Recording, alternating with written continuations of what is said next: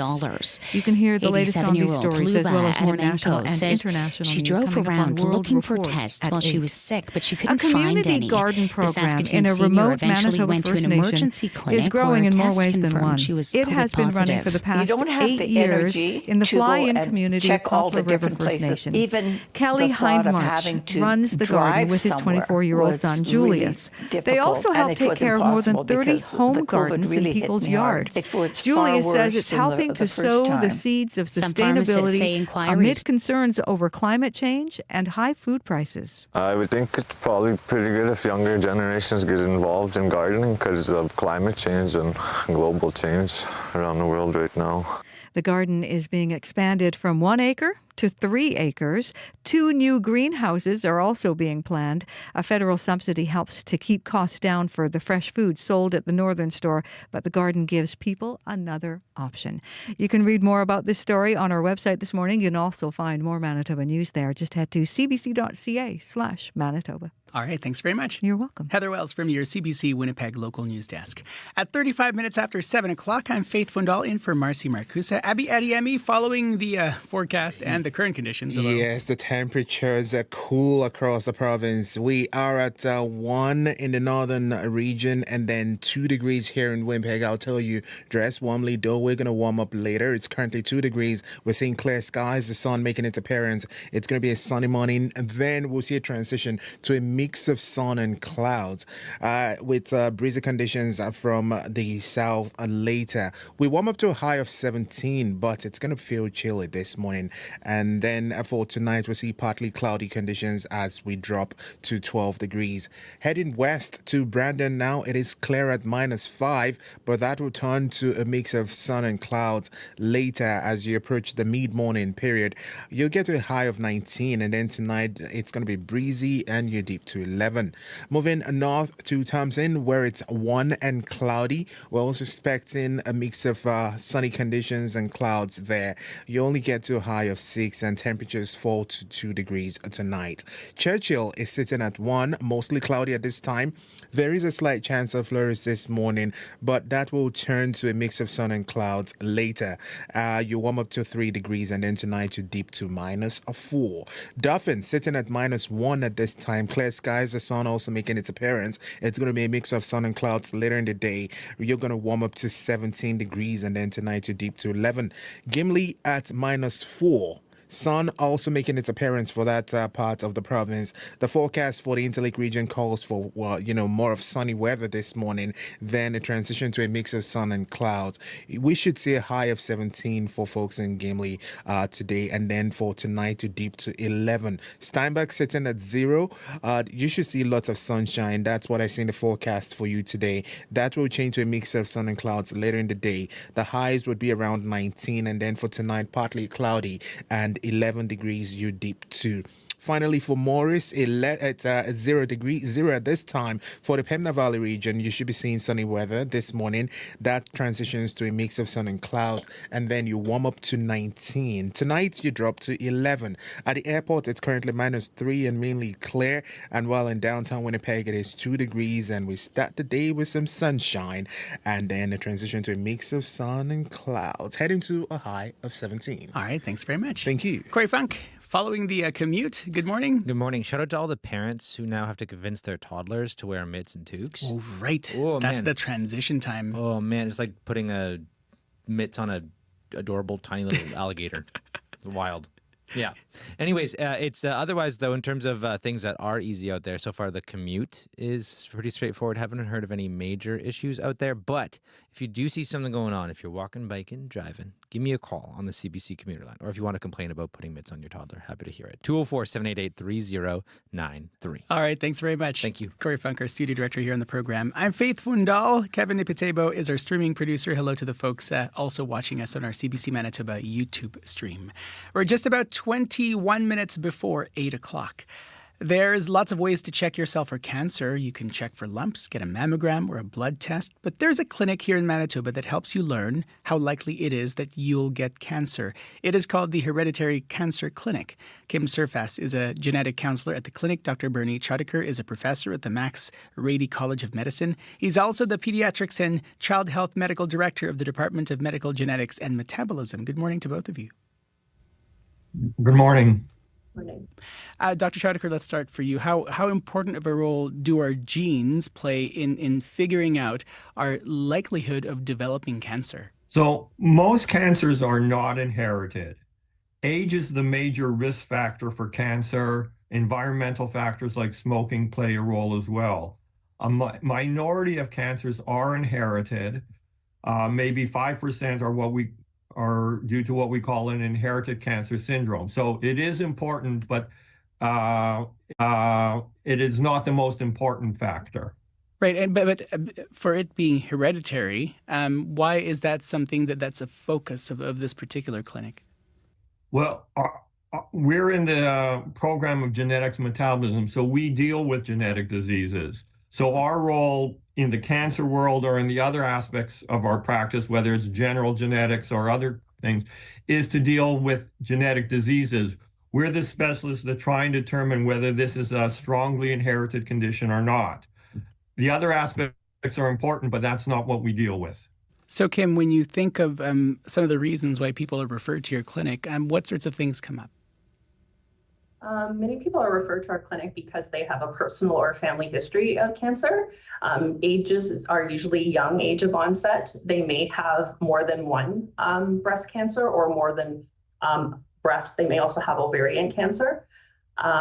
These families have been under the cloud of cancer for many generations. So, people have told us that they've lost grandparents, parents, aunts, and uncles to this disease. And so when they come to us, they're very anxious to know, are they at risk and what can they do about it? Is there a demand for this service? Like when you look at, for say, the wait list, for example, does one exist? Do you have a lot of folks that come?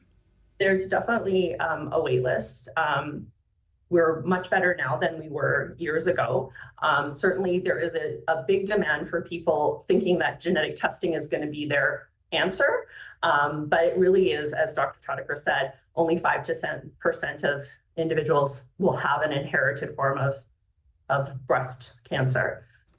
So, Dr. Chodakar, then why is it that you and other medical professionals encourage folks to check themselves for things like breast cancer, testicular cancer, specifically when you look at something like this, being able to test genetically?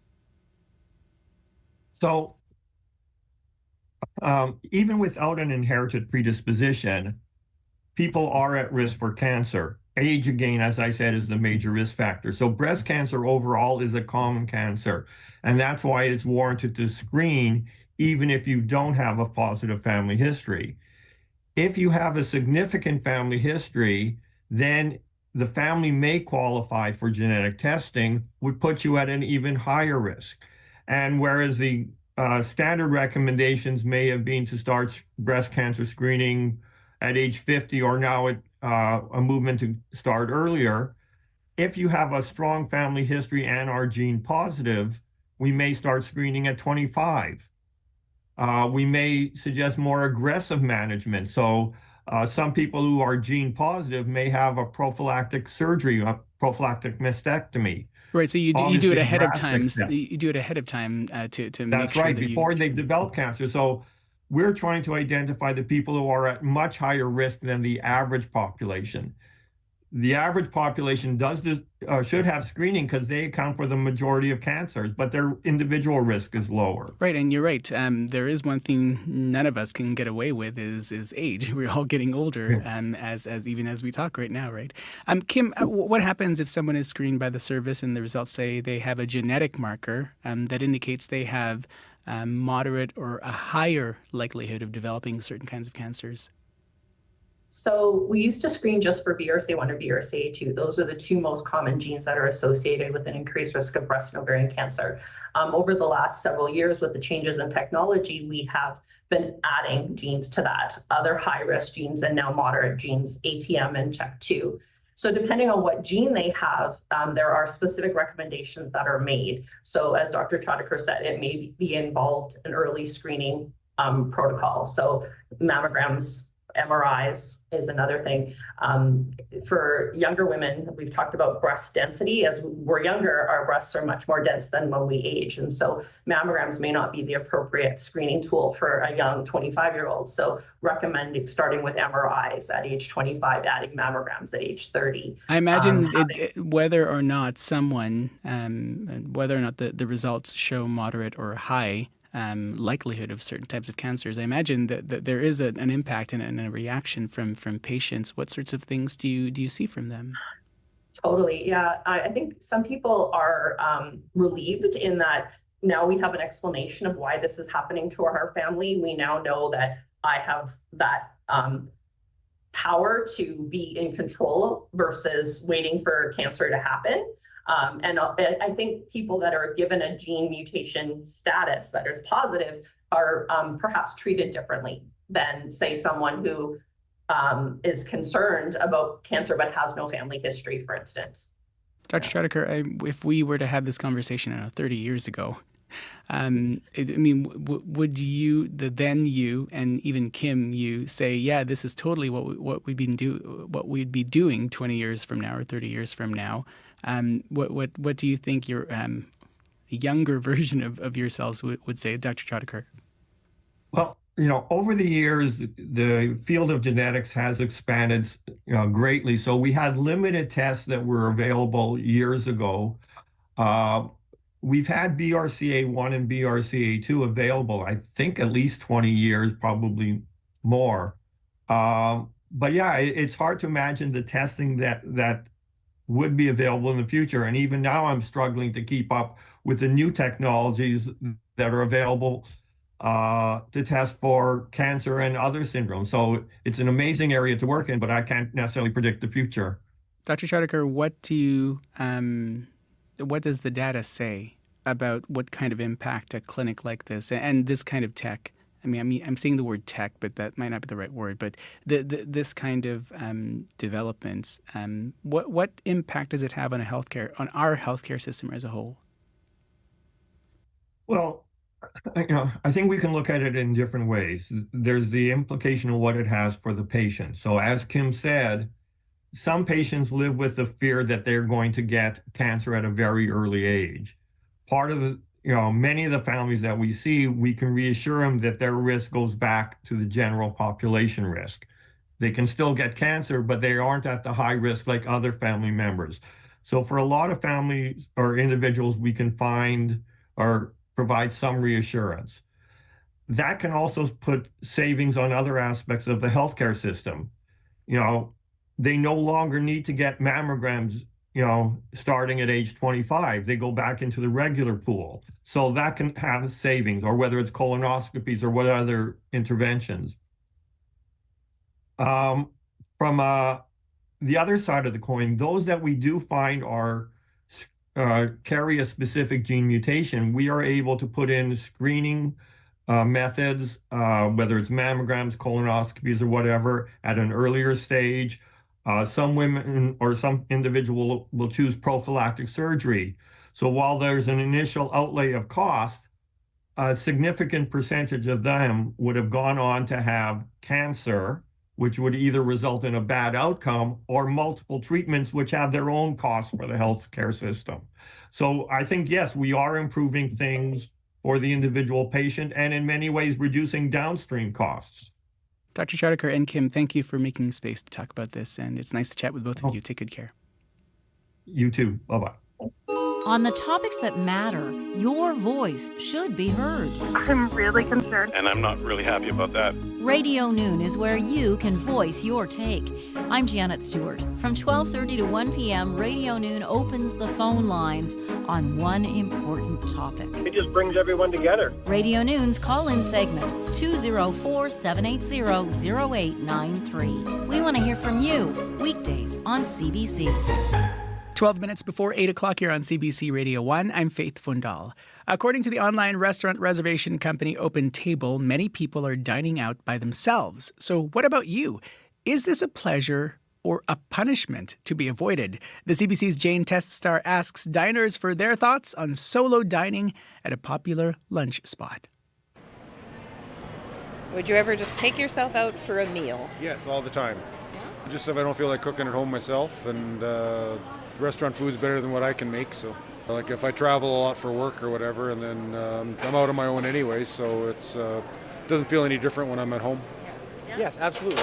Yes, it's fantastic. It's very cathartic. You're trying to catch a wave by yourself. Yeah, just to like kind of hit the reset button. It's wonderful. Like if I want to go eat by myself, my wife's usually pretty supportive of that. Like it's usually for a reason. It's not because I don't want to eat with her. It's usually because, the mental stresses of life or whatever have taken its toll. And I just need an hour by myself. Like coffee in the morning by myself. I go for breakfast by myself. Coffee, it's the most engaging part of my day for myself. I can just like connect with me and it's great. I love it. I'll order food, I'll have a glass of wine, and I'll just sit there for a few hours to get out of my apartment. What do you like about it? Getting out of the house, but like not having to interact with anybody. But the other side of it too is like I've also gone for a bite to eat, and then there'll be like a band playing, and I like have met a lot of people just by sitting there by myself. So it can work in the other way where like it gets me to meet new people. How about yourself? Do you ever dine solo? I don't think so. I don't think I've ever have. Ever? I'm usually with my wife or a group of guys or something, so. I prefer to go with my friends because I need to have a conversation or something with my friends. I need to have a time with my friends. I need to chill out with my friends. So I prefer to go with my friends rather than by myself. Maybe some people aren't as secure with themselves as they might be in a group setting. So that idea of just being alone and people looking at you, or the fear of just going out to see what people are going to judge you for. Going out for dinner by yourself has the reputation of being a little bit lonely. Like going out for dinner with someone is like meant to be a date activity, but there's always, you hear those horror stories of people who take themselves out for dinner and then they have the staff be like, hey, did someone stand you up? And it's like, if I was going and doing something by myself, I don't want to have to feel the need to justify doing it by myself. When I see people, I just think I'm jealous. Like, I don't think they're losers at all. Like, I'm jealous. I think it'd be awesome to go eat by yourself. Go do it. Start small. Go to a coffee shop with just like a little quasi meal. That way it's like a gateway solo meal. Try it once. Even just sit at a bar top, like at a pub or something. There's usually other people doing the exact same thing, and then you can talk. And if you don't want to, you can bring a book and stick your nose in it. You have one life, so live it the best way you want. Don't let anybody make you feel bad about doing something you would enjoy. That was the CBC's Jane Teststar asking if you like to go to restaurants by yourself. You can hear more of Jane as she hosts the CBC Comedy Factory podcast. That's wherever you get your podcasts. I'm Rob Norman. I'm Andrew Norton. And on Personal Best, we help you tackle the stuff you'd be too embarrassed to ask an attractive, successful life coach about. We have a slightly different approach to self-improvement. Which is, we don't know what we're doing. Definitely somebody following me. She's holding a sword. This is so nuts. But in the end, it always works. Okay, it sometimes works. You have no idea. This makes me... Personal Best, Season 3. Available now wherever you get your podcasts. 7:52 here on Information Radio on CBC Radio 1. I'm Faith Fundal. Expecting a high of 17 degrees today in Winnipeg. The temperature right now in downtown Winnipeg, 2 degrees. In our next half hour, a father-son duo in Poplar River First Nation is a big reason why folks have a source of fresh, locally grown food. The CBC's Josh Crabb traveled to the community and will be in with the details in our next half hour of the program. First, though, tens of thousands of healthcare support workers are preparing for the picket lines if they can't reach an agreement with Shared Health by next Tuesday.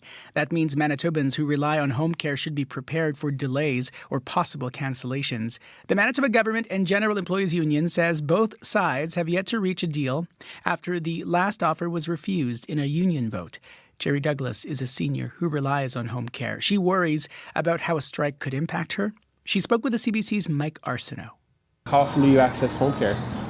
Daily in the morning for my pills, and showers twice a week, and at nighttime before I go to bed they come to give me my pills. So fair to say that it's a pretty important part of your life. It's an important part, yeah. MGEU, the union that a lot of the home care workers are part of, said they might be going on strike on October 8th. Okay. What's your reaction when I tell you that? Well, I depend on them for my showers and my medication in the morning and at nighttime. Actually, the girls in the morning will do a lot. They help me with breakfast if I need it. They'll make my bed. It's going to be very difficult without them. What is it going to be like without them? Talk a little bit about that. Well, have to have my showers in the sink rather than the bathtub because I can't get into the bathtub on my own. And my medication, I might forget, especially the nighttime one.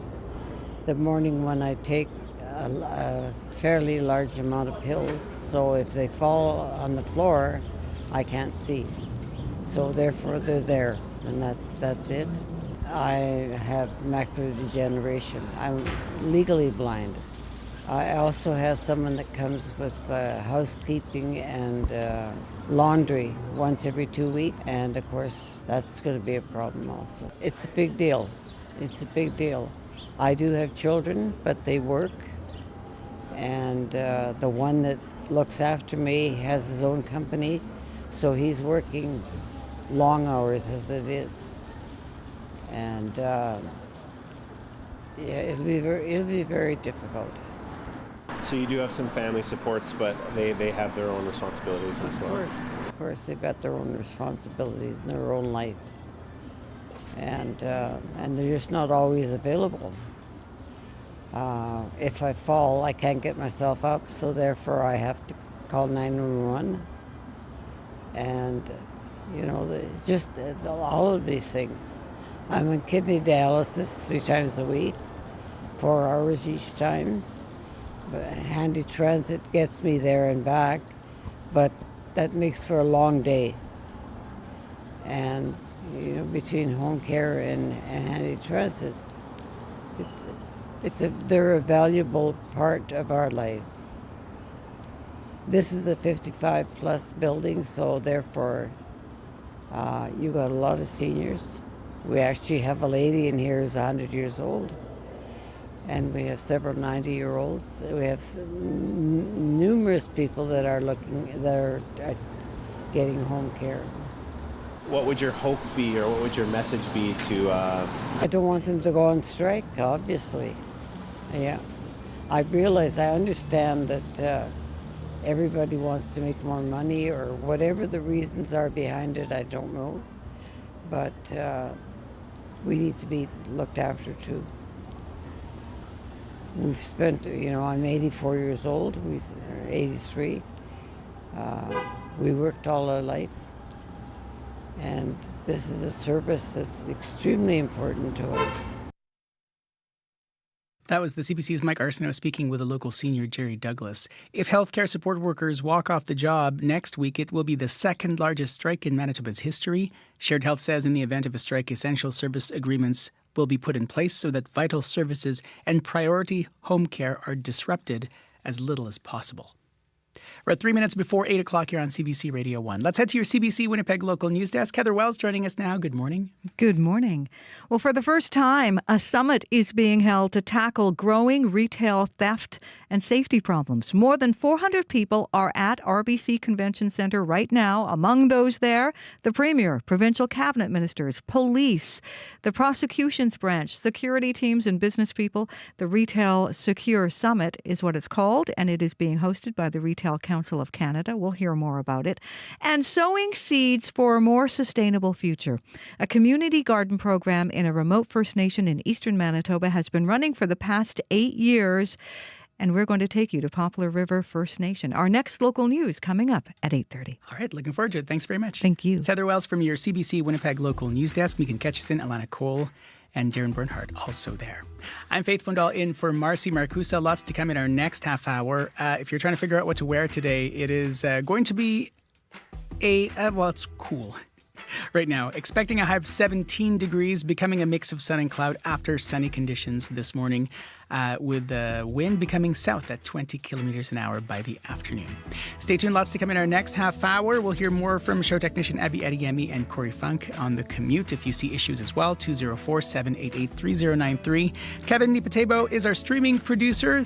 Nice to see you, and for the folks who are watching us on our CBC Manitoba YouTube stream. Stay tuned. World Report is standing by.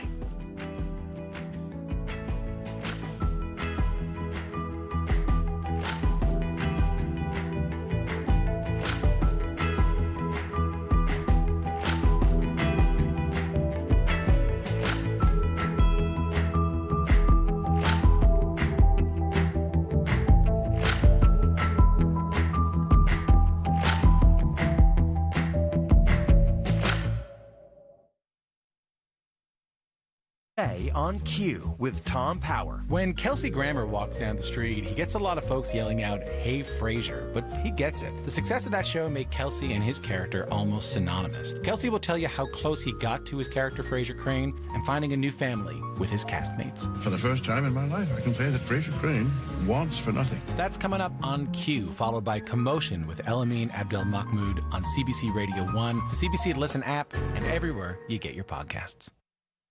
The CBC News is next. Coming up in half an hour, it's The Current with Matt Galloway. You likely know Idris Elba as an actor, but he's a star as a musician and DJ as well, and he has been looking at the history of how black artists have been exploited in the music industry over time. A conversation about music with Idris Elba coming up on The Current. This is World Report. Good morning, I'm John Northcott. We begin in Tehran and a rare public appearance by Iran's supreme leader.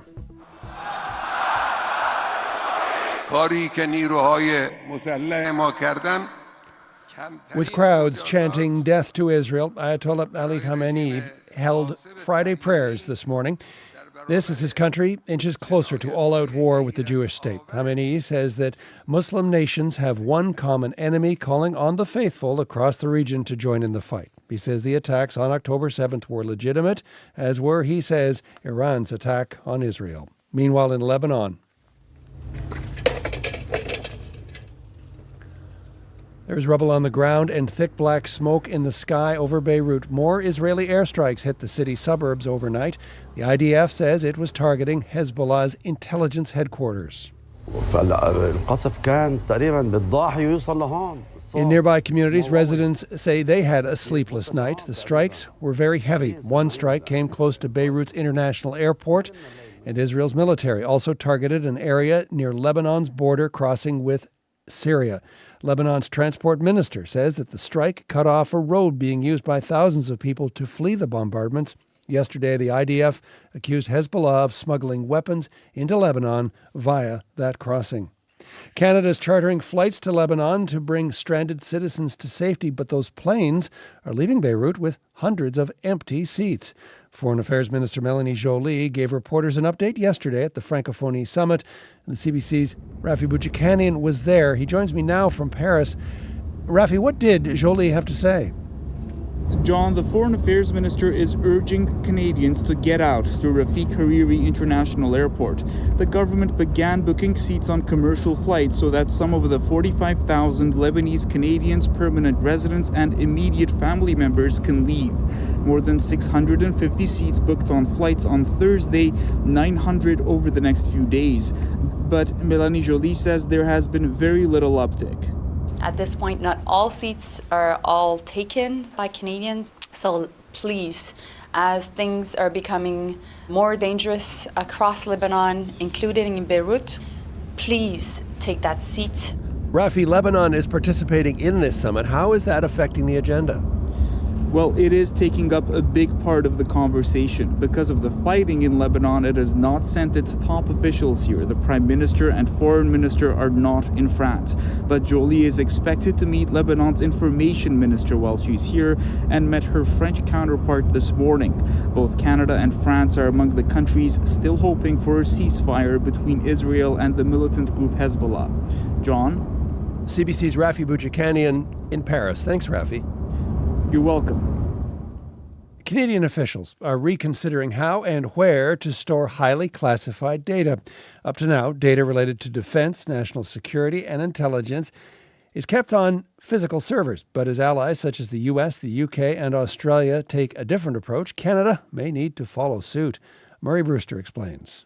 In Australia, we are working very hard on a top-secret cloud. Andrew Shearer, Australia's Director General of National Intelligence, last winter in Washington, publicly discussing, for the first time, his country's plans for digital infrastructure that will allow Australia to seamlessly share intelligence and defense data with the United States and the UK. Canada's Defense Minister, Bill Blair, acknowledges this country is still storing highly classified data on physical servers and has only begun to explore the idea of a top-secret cloud. There is, he says, much to consider, including partnering with U.S. high-tech companies and, more importantly, the location of the cloud.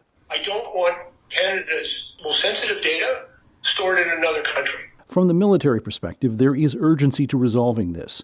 New jet fighters, drones, and frigates will vacuum up vast amounts of data, more than the physical servers can handle.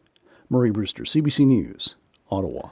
A cafe in Gatineau, Quebec, has run afoul with the province's language watchdog. The Office Québécois de la Langue Française, or OQLF, has warned the owner her advertisements need to be in French, and that includes her commercial posts to social media.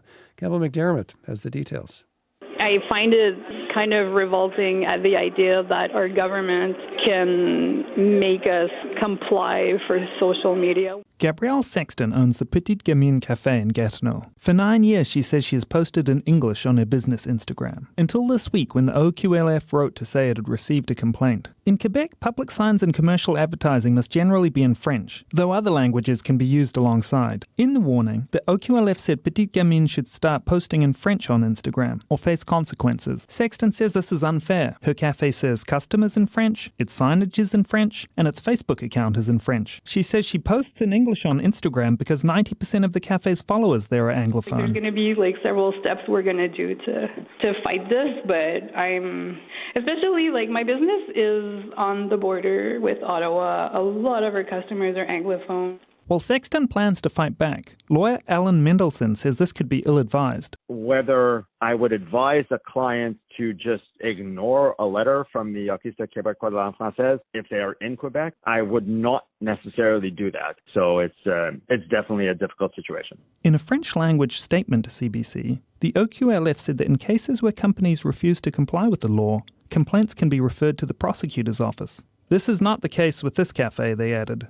The complaint file is also closed. Sexton, though, is now trying a new tactic. She is still posting on Instagram, but some posts are in German.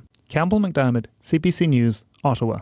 In the United States, former U.S. President Barack Obama will reportedly begin campaigning for Democratic presidential hopeful Kamala Harris next week. Reports suggest Obama will be kicking off his efforts beginning next Thursday in Pittsburgh and then crisscross some of the most fiercely contested battleground states ahead of the November 5th election.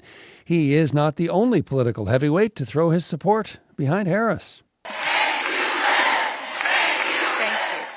Former Republican Congresswoman Liz Cheney was campaigning with the U.S. Vice President in Wisconsin yesterday and drawing cheers from the crowd when she said she will be voting for Harris. The CBC's Ithel Musa is in Washington. Ithel, why is Cheney's support of Harris so significant? Well, John, this is not the first time Kamala Harris has been endorsed by a Republican, but former Congresswoman Liz Cheney is by far the most prominent one. She is the daughter of staunch Republican Dick Cheney, who served as vice president under President George W. Bush. Liz Cheney is also the former co-chair of the House committee that investigated the insurrection at the Capitol on January 6th.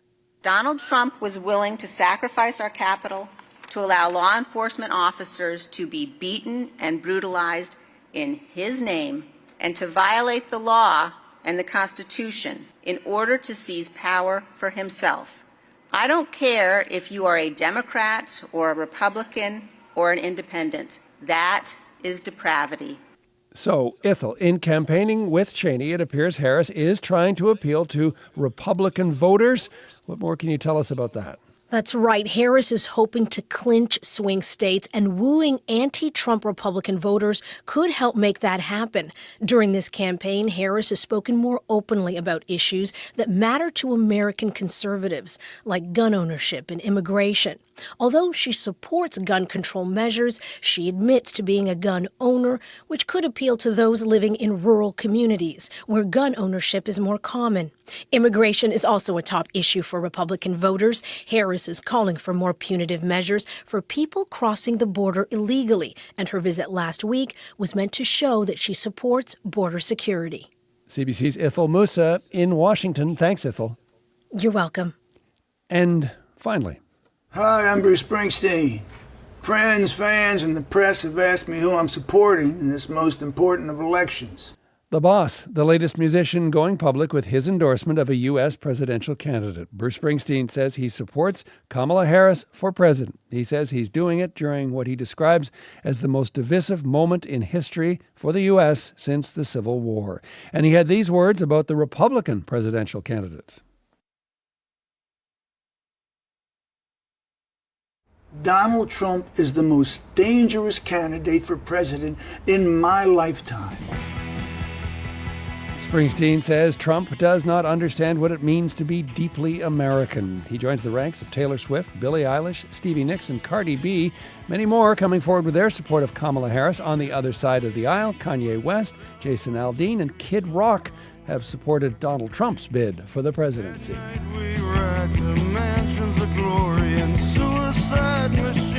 And that is the latest national and international news from World Report. I'm John Northcott. This is CBC News.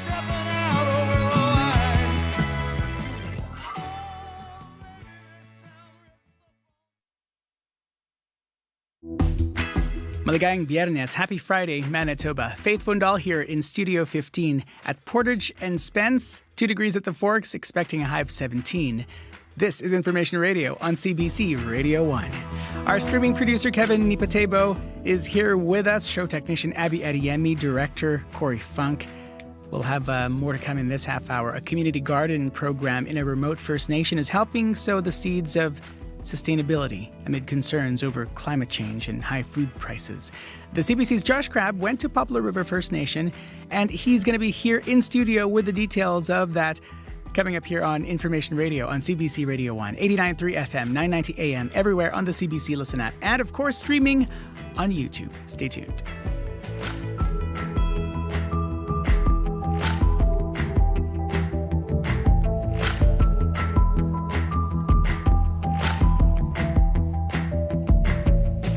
Also here with us is Heather Wells from your CBC Winnipeg local news desk. Good morning. Good morning. Well, Manitobans who need home care are bracing for some bad news. Home care workers, represented by MGEU and CUPE, could go on strike next week. They say wages and working conditions have to improve. Manitoba Possible, a group that provides programs and services for people with disabilities, says they expect to see a significant impact on their clients' daily lives if there is a strike. So we'll hear more coming up. As well, a Palestinian group in Winnipeg says police presence at events marking the first anniversary of the Israel-Hamas war makes them feel safer. Winnipeg police say they will monitor large gatherings ahead of the October 7th anniversary. I'll be back with more Manitoba news at 8:30. All right, thanks very much. You're welcome. Heather Wells from your CBC Winnipeg local news desk. Abby Adeyemi has been following the forecast. Still chilly. Yeah, still chilly, cloudy in the north and sunny appearance in the down south. We'll see a mix of sun and clouds later. The weather will be breezy in most regions. We're going to see highs ranging from 6 in Thompson to 19 for Brandon, Steinbach, and the Morris area. Mainly sunny in Winnipeg at this time, -3 at the airport, 2 degrees downtown. We do warm up to 17 and later becoming a mix of sun and clouds as we get into the mid-morning period. It will be breezy as the winds will pick up from the south, feeling chilly this morning, but the wind chill making it feel around -4. And then tonight we'll see some partly cloudy skies with some winds overnight. We dip to 12 degrees. Looking at the northern part of the province, the forecast today calls for mostly cloudy conditions with highs hovering between 3 and 6. Thompson and Churchill both at 1 at this time, and down south we're seeing already the sun make its appearance. We will be warming up close to 19 for most of the regions down south. Brandon, Dauphin, Gimli, Steinbach all seeing sunny conditions at this time, and we're seeing temperatures Brandon at -5 and Morris at 0. Right now Winnipeg 2, we're heading to 17. All right, thanks very much. Thank you. Corey Funk, you've been following the commute? Yeah, I got a call from Carly on the commuter line westbound Abenoji-Mikana, starting at La Jamodière until Lakeshore. You lose your right lane to construction, so stay left to get around that. She said it's pretty slow going, added about 20 minutes to her commute. As well, Pembina approaching Point Road. There's a stalled vehicle blocking the northbound median lane. So northbound Pembina approaching Point Road. Keep right to get around that stalled vehicle. Looks like there's some pretty big backups there, according to the Winnipeg Traffic Management Center. If you see anything else going on, give me a call on the CBC commuter line. That number 204-788-3093.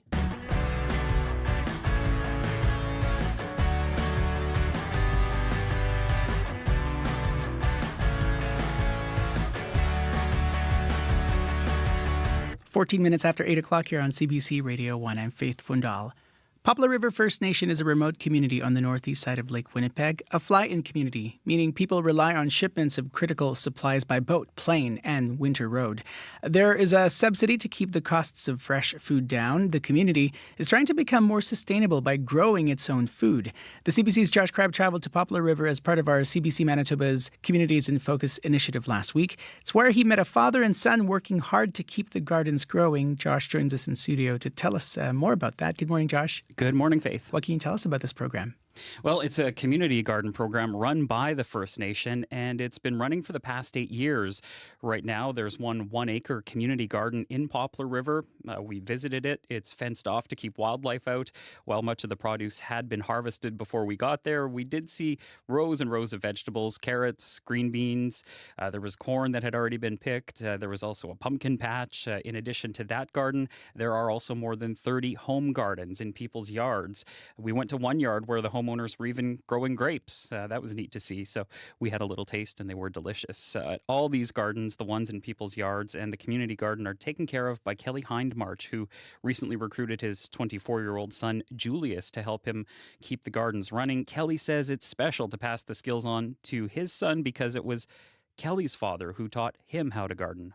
Seeing him garden all his life, or since he moved to Poplar anyways, kind of made me take an interest in it, and I got offered a job through the health center, and it was for food security, I guess, and kind of made me interested in it after they mentioned it was for food security because of the prices of the northern's food and just general health of the people in the community, I guess, to give them a better nutritional food. And so, Josh, this program, how does it get food on tables? Kelly and Julius grow the vegetables. They pick them, then deliver them in person to people's homes. Kelly says every year they give out between 400 and 600 pounds of potatoes, 200 to 300 pounds of beans, and 100 to 200 cobs of corn, and around 300 onions each year. We joined Kelly and Julius as they went around with a blue tub and dropped off corn on the cob at people's homes. Here's how one drop-off sounded.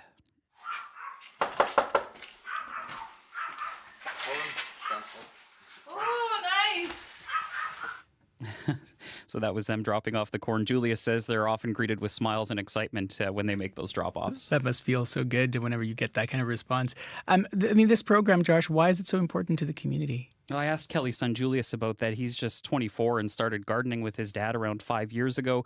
Food from outside the First Nation, as you mentioned earlier, comes in on the winter road by boat and by plane. Julius says gardens help cultivate a culture of healthy eating and food security, but he worries it could become more difficult and more expensive in the future to get food to his remote community, which is why helping with this program is so important to him. I would think it's probably pretty good if younger generations get involved in gardening because of climate change and global change around the world right now. You can hear that wanting for this to continue on. How big of a concern is food security for the community's leadership? Yeah, it's definitely top of mind, and it's a concern shared by Poplar River First Nation Chief Vera Mitchell, who says the gardens, which are part of Poplar River's Lands program, benefit the community's approximately 1,200 residents. It makes a difference, yeah. Like gardening is something that we've always had in our community in some form or another. People have little gardens that they plant stuff, but this communal garden has been beneficial. Well, it helps Kelly, I guess, too, because we pull our funding together so that he can do it full time, and then we're moving into a community freezer, I think it's called, where we're going to process wild food. That's the meat fish shop. Yeah, the meat shop, yeah. So it's all coming together, but I think it's always what it's all about is providing resources to help people. Now, Josh, the chief mentioned helping people. What's your sense of what gardeners get out of this? Yeah, they do get something out of this too. Kelly's son Julius says he finds it healing to help the community and that it keeps him away from bad habits. He has young children of his own and wants to eventually pass along his gardening skills to them when they're old enough, making this a real family affair. Kelly says the job does have its challenges, but he says all the hard work is worth it. It's all summer job and it's all days work every day, pretty much all summer. The feeling of being able to help the community is good enough for me. So what's next for the community garden? Well, much like the vegetables in it, the community garden is growing too. Expansion plans are in place. Work is starting this fall and over winter to make it even bigger for next growing season. Kelly explains what's in store. The community garden right now is about 1 acre, and we're in the works of increasing the size to 3 acres. We did have a greenhouse here, but it snowed pretty hard 2 years ago, and the weight of the snow collapsed it. But we are in the works for 2 hard plastic greenhouses. They'll be on the site, and we don't have hydro here now, but we are going to be getting hydro, and they will be temperature controlled. Kelly says having those greenhouses will allow them to grow even more vegetables next season, helping the community sow the seeds for a more sustainable future in the years to come. All right, thanks very much for this. You're welcome. Josh Crabb, a reporter with CBC Manitoba. There is video and a web story about this on our website, cbc.ca/Manitoba. And the CBC's Emily Brass is heading to Lac du Bonnet next week, and she's here to tell us more, which includes how I may have mispronounced that community. Hello, Emily. Well, the jury's still out on that. Lac du Bonnet or Lac du Bonnet, depending on who you talk to. I'm going to dig into that pressing question. Leaving tomorrow, going up there to the farmers market. CBC Manitoba is going to have a booth, so please drop by and say hi if you're out there. I can't wait to visit the community for the first time. Like, it looks absolutely gorgeous, and everyone I've spoken to over the phone has been super friendly. And the population up there has increased a lot, more than 14% between 2016 and 2021. So I want to find out why it's growing so much, how the community's changing to keep up with that growth. And I'm also going to have a look at some of the area's history and culture. Like, for example, did you know Lac du Bonnet or Lac du Bonnet has the largest population of Latvian Canadians west of Toronto? I did not know that. Yeah. Did not know that. So we're going to find out all kinds of unexpected things about that area. It's going to be a fantastic trip. Please stop by the Lac du Bonnet Farmers Market between 10 and 1 tomorrow, or you can also catch up with our weekend morning show host, Nadia Kidwai. During the week, she's going to be set up at the Chicken Chef. She would love to have your visits, and I hope to meet some of you tomorrow. Looking forward to it. Thank you. Thank you. It's Emily Brass here in studio talking about the Communities in Focus visit in Lac du Bonnet, or depending on who you ask, what's the other version again? Lac du Bonnet. It's, I'm hearing both when I make all the phone calls up there. Honestly, I hear more Lac du Bonnet. Yeah. And outside the city, you hear more often Lac du Bonnet.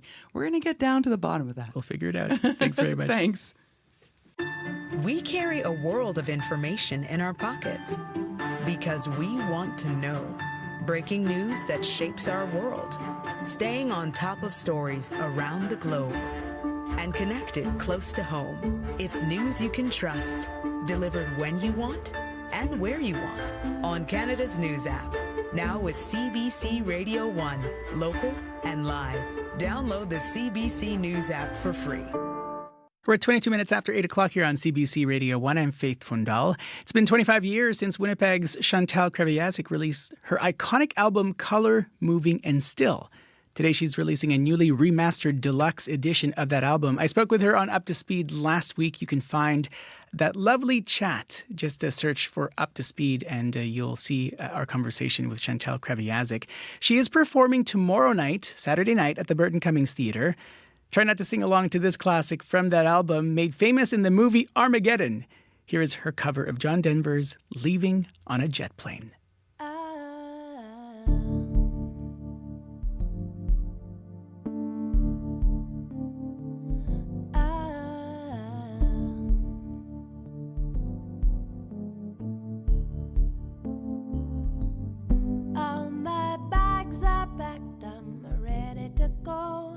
I'm standing here outside your door. I hate to wake you up to say goodbye, but the dawn is breaking, it's early morn. The taxi's waiting, he's blowing his horn. Already I'm so lonesome I could die. So kiss me and smile for me. Tell me that you'll wait for me. Hold me like you'll never let me go. 'Cause I'm leaving on a jet plane. I don't know when I'll be back again.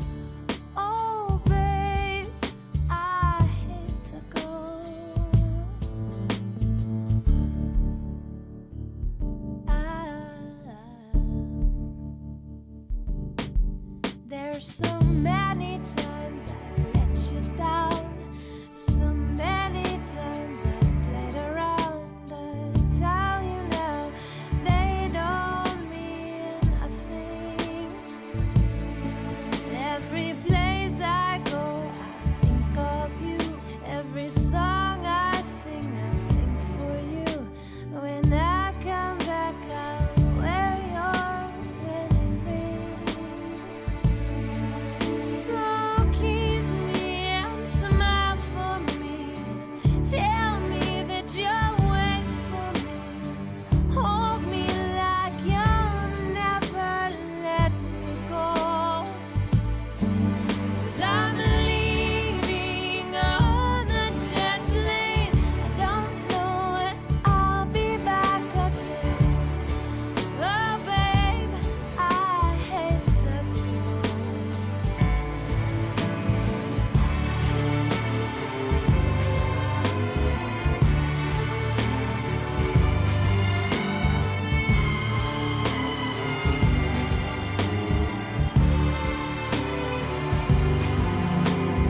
Now the time has come to leave you.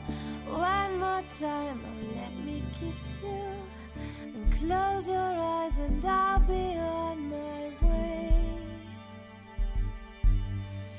Dream about the days to come when I won't have to leave alone. About the times that I won't have to say. Oh, kiss me and smile for me. Tell me that you'll wait for me. Hold me like you'll never let me go. 'Cause I'm leaving on a jet plane. I don't know when I'll be back again. Oh, babe, I hate to go. I'm leaving on a jet plane. I don't know when I'll be back again. Oh, babe, I hate to go. I'm leaving on a jet plane. Leaving on a jet plane. Leaving on a jet plane. Leaving on a jet plane. Leaving on a jet plane. Leaving on a jet That is Winnipeg's Chantal Kreviazik with her cover of John Denver's classic, Leaving on a Jet Plane. She plays at the Burton Cummings Theatre tomorrow night. Today on Radio Noon, we're opening the phone lines to ask you, how worried are you about a possible home care worker strike?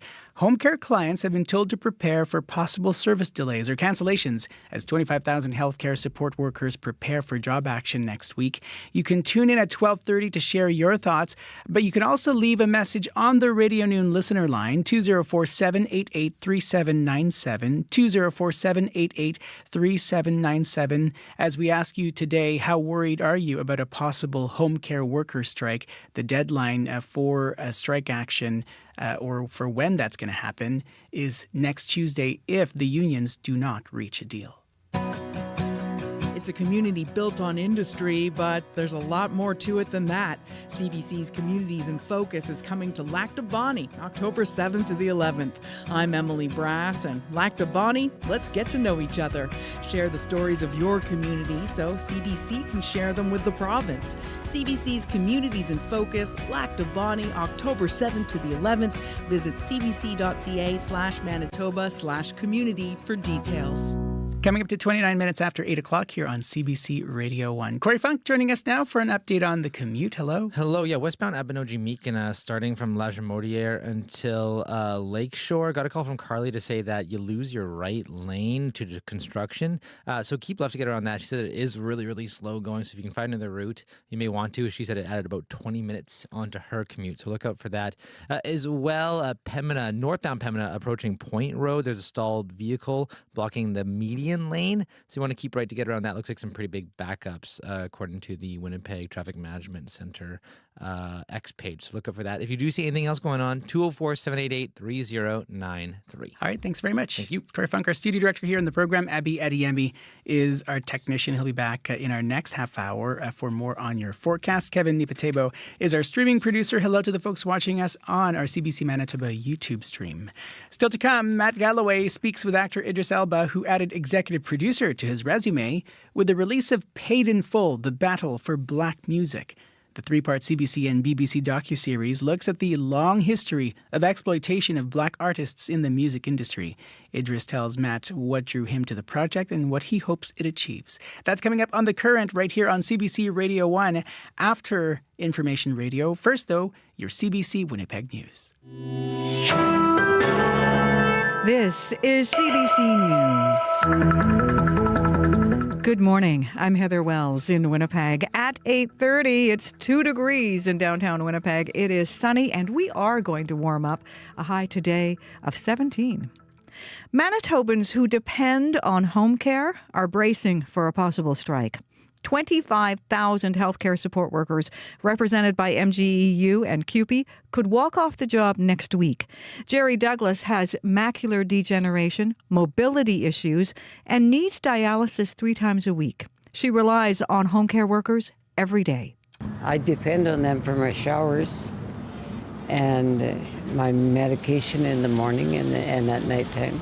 Actually, the girls in the morning will do a lot. They help me with breakfast if I need it. They'll make my bed. It's going to be very difficult without them. Douglas says she has family, but they're not equipped to help her with her needs, and they also have busy lives. An essential services agreement is in place for priority home care clients. Some people in Winnipeg's Jewish community say they feel reassured after police outlined plans for the first anniversary of the October 7th attacks on Israel. Winnipeg police say they will have patrols and officers will monitor major gatherings, including the one at the Asper Jewish Community Campus. Gustavo Zentner at the Center for Israel and Jewish Affairs expects that gathering will be peaceful and hopes a more heightened police presence won't be necessary. This is lamentable that we in Canada require so much police presence when a community will gather to pray, to show solidarity. It certainly takes away from other ongoing activities and other police work. Police say local events related to the war have put some strain on resources. And police also thank organizers on both sides, Jewish and Palestinian, for refraining from holding counter-protests. Now, in Lebanon. Rubble on the ground, thick black smoke in the sky over Beirut this morning. More Israeli airstrikes hit the city suburbs overnight. The IDF says it was targeting Hezbollah's intelligence headquarters. In nearby communities, people say they had a sleepless night. The strikes became very heavy. One strike came close to Beirut's international airport. And Israel's military also targeted an area near Lebanon's border crossing with Syria. Yesterday, the IDF accused Hezbollah of smuggling weapons into Lebanon via the crossing.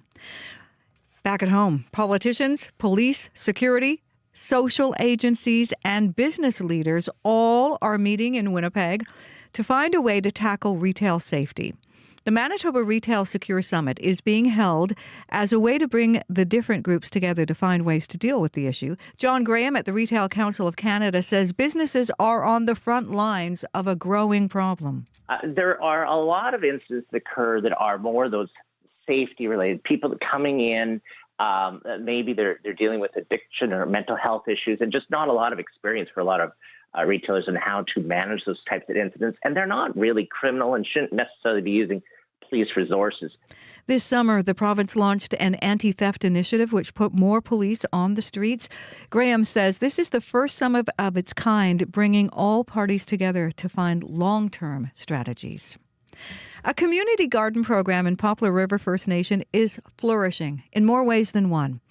About 1,200 people live in the Fly-In First Nation, 350 kilometers north of Winnipeg. Access to fresh food is limited. Kelly Hindmarch and his 24-year-old son are working to change that. They run the community garden, which is funded by the First Nation. The father and son duo grows vegetables and delivers them to people's homes. Hindmarch says they also help take care of more than 30 home gardens in people's yards. Every year we give out probably close to 400 to 600 pounds of potatoes, about 200 to 300 pounds of beans. The last couple of years we've given out about 100 to 200 cobs of corn, probably 300 onions each year. They also grow cucumbers and tomatoes. The garden is being expanded from 1 acre to 3, and 2 new greenhouses are also being added. You can read all about that story as well as other news as it develops through the day. Just head to cbc.ca/Manitoba. All right, thanks very much. You're welcome. It's Heather Wells from your CBC Winnipeg local news desk. Megan Ketchison, Alana Cole, and Darren Bernhardt also there. Corey Funk in studio for a last look at the commute. Yeah, look out for northbound Pembina at Point Road. There's a stalled vehicle blocking that northbound median lane, so keep right to get around that. There's some pretty large delays on northbound Pembina this morning. Abby Ediemi. It's chilly in the northern part of the province, and we're seeing sunny conditions down south. Up north, we should see cloudy skies with highs of 6 in Thompson to 3 in Churchill. While if we come down south, we'll see more of sunny conditions dominating in Winnipeg, Brandon, Dauphin, Gimli, Steinbach, Morris, with temperatures racing all the way to 19. But chilly start is expected, and it's going to make it feel even cooler. But Winnipeg, it's -3 at the airport and 2 in the downtown. All right, thanks very much. Thank you. Sabi Ediemi, our tech producer here today, along with Corey Funk, our studio director. Kevin Nipitebo is our streaming producer. Thanks for joining us on YouTube as well. And a big thanks to the folks who help put our shows together here in our current affairs unit. Abby Ediemi, Chloe Friesen, Issa Kixon, Kalkadan Mulugeta, Sierra Sanders, Jim Agapito, Chidi Akuma, May McKillop, Bruce Layden, Marshall Hudgens, Dylan Longhurst, Corey Funk, and Abby as well. You get a couple of mentions there, Abby. Our community reporters, Shanley Vidal, our hosts, Nadia Kidwai and Marcy Marcusa, as well as Chloe Friesen, filling in for me. Our producer in unit, Wendy Parker. Nelly Gonzalez is the show's producer of the Current Affairs unit, and Leif Larson is the senior producer of audio. As I mentioned, our YouTube producer is Kevin Nipatebo. Mag-ingat po kayo and take good care wherever you are. Thanks for listening and watching. I'm Faith Wundal. Stay tuned. The Current is standing by.